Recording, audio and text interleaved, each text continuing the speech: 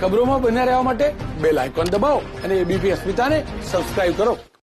Statue of યુનિટીને 17 ઓક્ટોબરથી ફરીથી એકવાર પ્રવાસીઓ માટે ખુલ્લું મૂકવાનો નિર્ણય થયો છે, ત્યારે પ્રશાસને તમામ તૈયારીઓને પૂર્ણ કરી છે। પ્રશાસને કોવિડના નિયમોનું પાલન થાય તે માટે અલગ અલગ માર્કિંગ કર્યા છે, તો પ્રવાસીઓને જે બસમાં સ્ટેચ્યુ સુધી લઈ જવામાં આવે છે તે બસમાં પણ સોશિયલ ડિસ્ટન્સ જળવાઈ રહે તે માટે 18 મુસાફરોને જ બેસાડવામાં આવશે।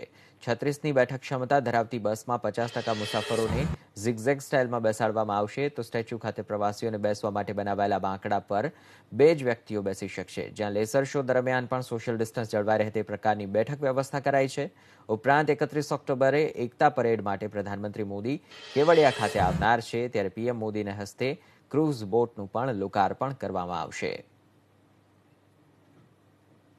17 ઓક્ટોબરના રોજ બંધ પડેલ સ્ટેચ્યુ ઓફ યુનિટી પુનઃ શરૂ કરવામાં આવી રહ્યું છે, ત્યારે ખાસ કરીને કેવડિયાથી સ્ટેચ્યુ ઓફ યુનિટી આવતા પ્રવાસીઓને ખાસ જે સ્ટેચ્યુ ઓફ યુનિટીની જે બસો છે, બસો દ્વારા સ્ટેચ્યુ ઓફ યુનિટી અને વિવિધ પ્રોજેક્ટો ખાતે પ્રવાસીઓને લઈ જવામાં આવનાર છે।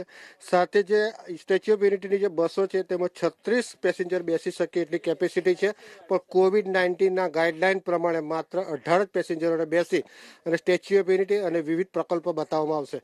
કનકસિંહ માત્રોજા, એબીપી અસ્મિતા, નર્મદા।